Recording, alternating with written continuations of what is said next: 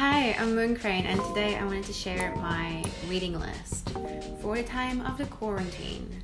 Because what else are we going to do? I mean, we could be sitting in front of the TV the entire time and just zoning out. But this is the time to finally read all those books we said we would and never touched. Or also buy 10,000 new ones and commit to those instead of the ones that we already have on our bookshelf. Priorities. Regardless. When 2020 came around, I had a goal of reading 24 books anyway, so this is perfect timing. And I know to some of you might hear 24 books, that's like, that's nothing, what are you? Lame. But considering that last year I've read about 5 and maybe listened to like 1. So that's my goal. Next year we can ramp it up, but right now we start with just like 24. Let's be chill. 2 books a month. I can do this. So let's just start off with what I'm currently reading, which is The Hunting Party by Lucy Foley. This is a murder mystery, a book which I've never before actually read a murder mystery. I do love murder mysteries, but I usually consume them in the form of TV series like Detective Poirot or Mrs. Marple, which I absolutely love watching. So finally reading one has been on my to-do list for a long time. So I'm finally doing it with this one. Basically, a group of friends decide to go off to a wilderness lodge for a New Year's getaway, and then mystery ensues. Straight up, you're thrown into deep end. The first 2 pages of the book is you finding out that they found a body. A bit later on, you find out that the friends group is not the only people there. You've got the gamekeeper and the mistress of the house, as well as a Norwegian couple. I literally just read that. So they're not the only people there. So you don't know yet, although it says a murder amongst friends, so it's probably is one of the friends. But so what's the point of the couple there as a mystery? Anyway, it's told from different perspectives. So from the different characters, like the gamekeeper, the mistress, all the friends. Well, I have not read all of them, but I'm presuming most of the friends will have their moment to say in the book. And it really shows through. They really got personality. The people who live in that remote wilderness have got their own secrets, why they live so far away from other people. So I'm really intrigued to find out what's going to happen. Then I wanted to mention some books I've already read, because I think they're amazing recommendations and you should definitely check them out. Starting off with The Miniaturist by Jessie Burton. This was a recommendation from Book and Quills a long time ago, and for some reason I got it into my head that it's a horror. So I haven't touched it for like a very long time because I was like, I don't know if I feel like reading horror. This feels quite spooky. It's a little spooky. It's a little like mystery, thrillery, but it's not horror spooky. So like I was worried for nothing. It's actually a very fun, intriguing story. It's based in 17th century Amsterdam. The miniaturists seem to hold their fate in her hands, but does she plan to save or destroy them? Now, I don't know if that description at the end there is as accurate as it is, but it's definitely like an intriguing story of the life of people in that time and dealing with lots of stigma and keeping their actual lives very private. It's a very much coming of age story. She's so young and naive when she comes into this house hoping for this amazing romance life, and she quickly realizes this is not going to be the case, so she has to grow up very, very quickly. So it's an amazing story of that. You get so immersed into that life and into that secrecy and mystery of who the miniaturist is. It leaves you slightly wanting more. You feel like it's not fully resolved, or you feel slightly unsatisfied, but nevertheless, it's still a very interesting read despite that. So just a warning. If you're gonna read this, little tip, when you finish it, go back to the first chapter and reread it. Another amazing book is Cersei by Madeline Miller. So this is a Greek mythology retelling of the story of Cersei. From what I understand, she's not very favorably portrayed in most stories, and this is kind of diving into why could that be, and really giving her a voice and her own story and a chance to kind of delve deeper into that psyche. And I find this to be a very feminist telling. It's been really refreshing to show a woman, well, a goddess, but a woman of like flesh and bone, in the sense that she's not perfect. When we start the story, she's honestly quite naive, weak, and very unlikable. But for the reasons of that, she's very weak and just lets herself be walked all over and has no backbone, and hoping that a man will come along and change her life. And if she just gives all of herself to them, somehow it will get better, but it doesn't.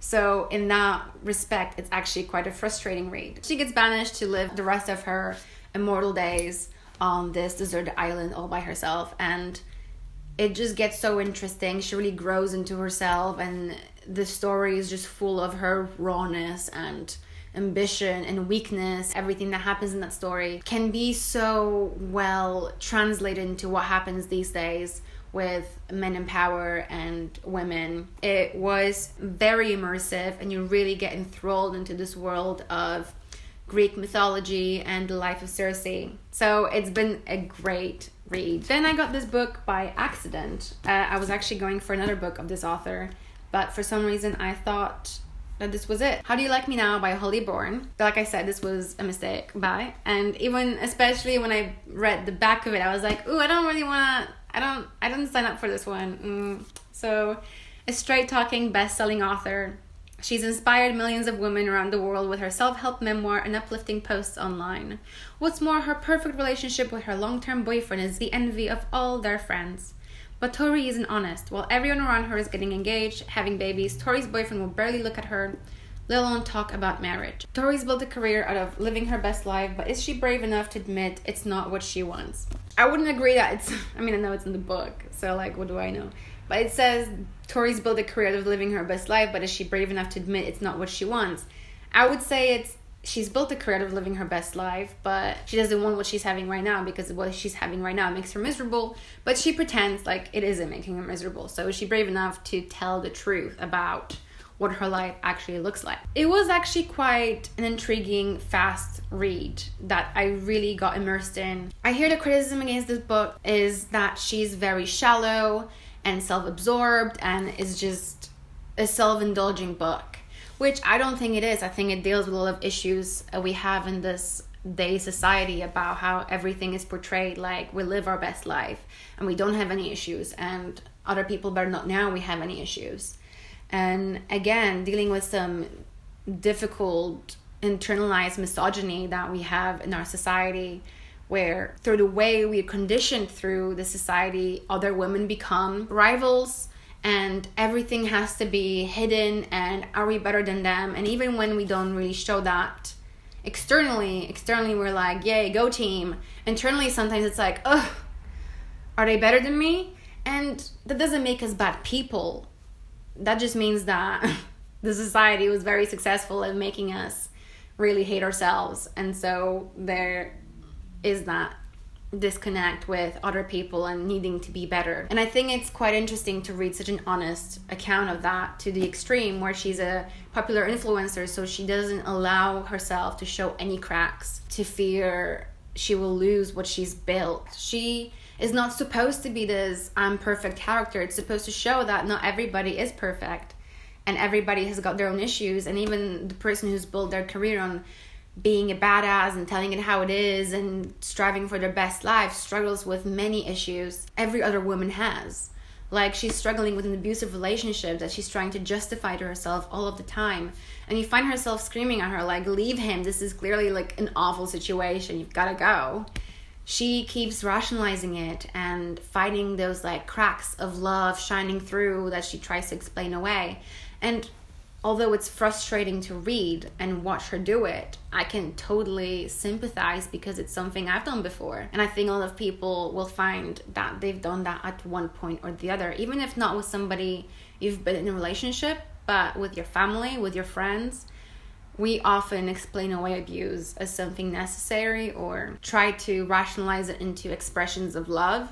And it gets very tricky to find the courage to be like, hey, no, this isn't actually love. This is straight up not for me. And I'm just trying to endure a miserable situation, and I need to find a way to make it better for myself.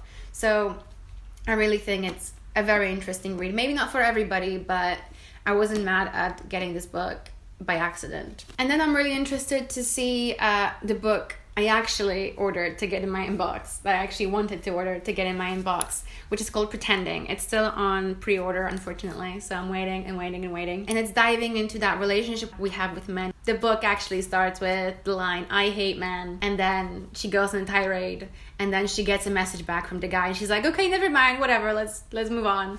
And it's that kind of story of her getting fed up with men. So she decides to get her revenge by creating this manic pixie girl persona and kind of getting her revenge back that way. So I'm really interested to see what kind of themes she explores in that, because I think it is definitely a topic that it's on my mind a lot, where I see a lot of hurt and abuse that comes from men, but it doesn't mean all men are like that. Or that I want to believe that all men are bad, like, because it's not true, obviously. It's on my mind a lot, because I definitely do not want to fall into that trap of generalizing, but I also don't like falling into the trap of excusing and minimizing the damage. Anyway, this nicely puts us into the what's on my to be read list. Marion Keyes, Grown Ups. One careless remark at Johnny's birthday party with the entire family present starts Kara spilling out all their secrets. In the subsequent unraveling, every one of their adults finds themselves wondering if it's time, finally, to grow up. The premise sounds hilarious, to be honest. It's kind of like a slice of life of real families, and it's supposed to be like humorous and drama, all of the fun things, so I'm excited for this. And I've got Thailands by Philippa Gregory. Honestly, I saw this book cover and I was like, I'm sold. And then I heard the word witchcraft and I was like, I'm sold. I'm easy to please. It's the 1648 and the country is in the grip of bloody civil war. This is a time of witch mania, and with Eleanor's fate inextricably linked to James, soon both their lives will be at stake. I really like period pieces. There is something about the level of escapism they allow me to experience that I really get immersed in, that I really enjoy. So I'm really excited to read this. And apparently it's a series, a part 1 of a series, so I might have gotten myself into some trouble. I haven't read a series in so long, but again, I haven't read in so long, so. And then finally, I've got My Sister, the Serial Killer. Again, this caught my eye a few times in Waterstones, but I was at a time when I was not buying any books because I was like, I've had enough, but also I was in Waterstones, so I was like, I like to torture myself. And then Books and Quills talked about it, and I was like, well, I think I just gotta have it, obviously. The premise has got me so excited. I'm just beyond. When Coreid's dinner is interrupted one night by a distress call from her sister, Ayola, she knows what's expected of her. Bleach, rubber gloves, nerves of steel, and a strong stomach. This will be the third boyfriend Ayola's dispatched in self-defense, and the third mess that her lethal little sibling has left Coreid's to clear away. This sounds like a ride. I feel like this will be quite a quick read. Am I excited to see boyfriends murdered? No, but am I curious? As you may have noticed, all of these books were written by women, and this is very intentional, as I've noticed that a lot of media and content I'm consuming is very male heavy, and although I don't want to only watch TV shows and movies and content by women, because that's actually quite difficult. Like, just look up TV shows and who they are made by. Boy, is it hard to find female, like, heavy, female-led, female-directed, female-written mainstream shows and film. So I'm just really focusing on increasing the amount of content I consume by female creators, because I think it's really important to support that and to really diversify where your content is coming from. And since my entire life it's been so male-heavy, I think it's fine for me to just switch it to female writers for this year. Hope you found something you want to read yourself. Maybe I inspired you to read some of your own. Let me know what your quarantine reads are, and I will see you in the next one. Bye!